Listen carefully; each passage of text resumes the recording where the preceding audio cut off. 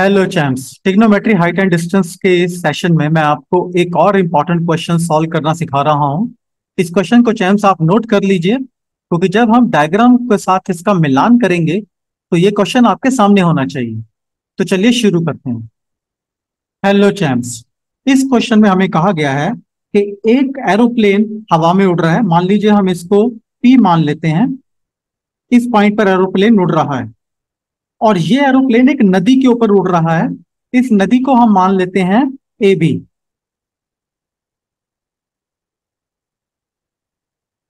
अब ये कहा गया है कि ये जो एरोप्लेन उड़ रहा है ये 200 मीटर की ऊंचाई पर उड़ रहा है। इसकी हाइट जो है, तो इसका मतलब यहां से कुछ हाइट है इसकी, तो इस पॉइंट को हम एम मान लेते हैं।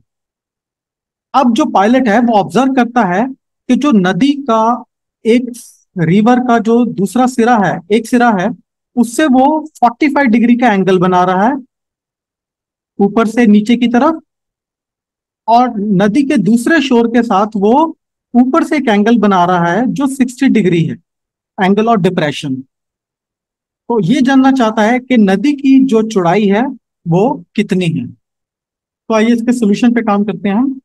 तो चैम, सबसे पहले आपको ये पता होना चाहिए, हम एंगल ऑफ डिप्रेशन से एंगल ऑफ एलिवेशन बनाएंगे। तो यहाँ पर बीपी के साथ हमारा 45 डिग्री बन रहा है, तो यहाँ अल्टरनेट एंगल हमारा बनेगा 45 डिग्री। तो हमें 45 डिग्री एलिवेशन एंगल मिल गया। अब यहाँ पर पी ए के साथ बन रहा है 60 डिग्री ऊपर से, तो यहाँ पर अल्टरनेट एंगल बन जाएगा 60 डिग्री। तो हमें हमारे दोनों एंगल ऑफ एलिवेशन मिल गए हैं यहाँ पर। अब चैम्स, एरोप्लेन जो उड़ रहा है नदी के ऊपर, तो वो एम पॉइंट पर है। तो कहीं पर यहाँ पर जो नदी की विड्थ होगी वो एक्स मान लें, और ये बाकी का जो हिस्सा है इसको हम वाई मान लें। तो ए बी पूरी नदी की चौड़ाई हो जाएगी। तो इस हिस्से को ए एम को हमने एक्स मान लिया और बी एम को हमने वाई मान लिया। तो चैम्स, हमारे पास पहला ट्रायंगल है ए पी एम। तो इसको लिखेंगे right triangle A P M. तो इसमें हमारे पास 60 डिग्री है, तो 60 डिग्री के अगेंस्ट क्या बनेगा बताइए। हमारे पास क्या क्या वैल्यू है? हमारे पास परपेंडिकुलर है और हमारे पास बेस है। तो परपेंडिकुलर अपॉन बेस हो जाएगा। तो आपको पता है परपेंडिकुलर क्या है, ये है हमारे पास पी एम, और बेस क्या है हमारे पास ए एम। तो चैम्स, अब आपको पता है कि परपेंडिकुलर अपॉन बेस के रेशो में 60 डिग्री के साथ कौन सी ट्रिग्नोमेट्रिक वैल्यू लगेगी। तो पंडित बद्री प्रसाद जी से आप लोग खुद पूछ लीजिए। मैं आपको बता देता हूँ, यहाँ पर ये लगेगी tan. Tan 60 degree is equal to P M कितना है हमारे पास, ये है 200, और ए एम कितना है हमारे पास, ये है एक्स वैल्यू। और जल्दी से ट्रिग्नोमेट्रिक टेबल निकालिए और देखिए एंगल 60 का क्या है 10 के टेबल में, बताइए मुझे। टैम्स, आपको पता है ये वैल्यू अंडर रूट 3 होती है। तो हमारे पास आ गया 200 अपॉन एक्स। एक्स को हम इधर ले आएंगे तो हमारे पास क्या वैल्यू आ जाती है, under root 3 x is equal to 200। अगर एक्स को इधर रहने देते हैं तो हमारे पास नई इक्वेशन क्या बनती है, ये बनती है 200 अपॉन अंडर रूट 3। तो इसको हम इक्वेशन 1 का नाम दे देते हैं। तो चाहे हम आगे बढ़ने से पहले हम जरा एक लाइन ड्रॉ कर लें यहाँ पर, जैसे हम हर बार करते हैं। फिर मैंने लाइन ड्रॉ कर दी है। चैम्प्स, अब हम नेक्स्ट ट्रायंगल लेंगे। ट्रायंगल लेंगे कौन सा, बी पी एम। तो हमारे पास अब आ जाता है right triangle B P M. अब इसमें 45 डिग्री है, तो अब आपको पता है इसमें हमें परपेंडिकुलर और बेस ही है, तो मैं सीधा इसको वैल्यूज को लिख रहा हूं। तो ये आता है 10 45 degree is equal to 200 upon, क्या आ जाएगा यहाँ पर आ जाएगा y।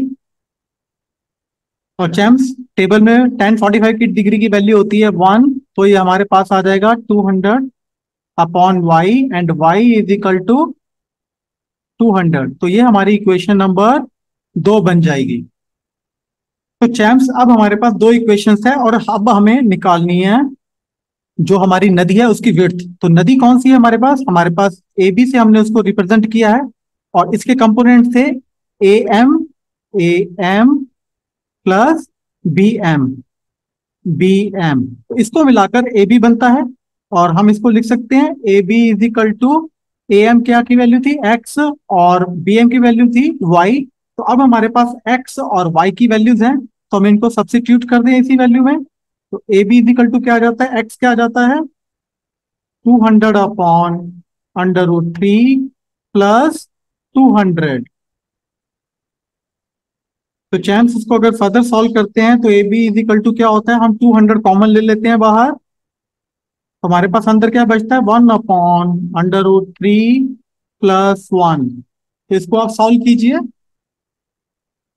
और इसको फर्दर हम लिख सकते हैं A B is equal to 200 1 upon under root 3 की वैल्यू होती है 1.732 देन प्लस 1 ब्रैकेट क्लोज। और ये चैम्प्स इसको फर्दर सॉल्व करते हैं तो A B is equal to हो जाता है 200 और अंदर हम एलसीएम ले लेते हैं 1.732।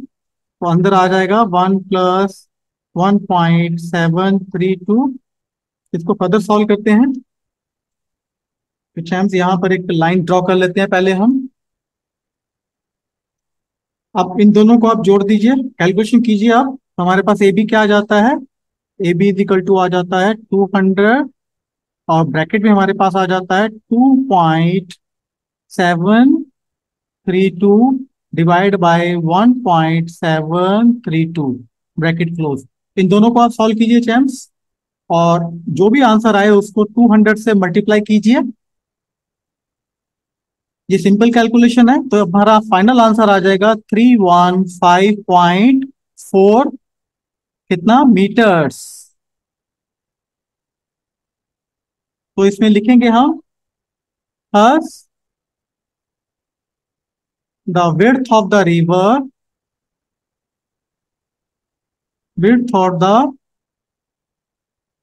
river is 315.4 metres. ये हमारा फाइनल आंसर लिखा जाएगा। तो चैम्प से कैलकुलेशन कीजिए जो मैंने यहाँ पर किए हैं इनको वेरीफाई कीजिए। अब मैं आपको एक और इंपॉर्टेंट सेशन में मिलता हूँ। Till then bye and take care.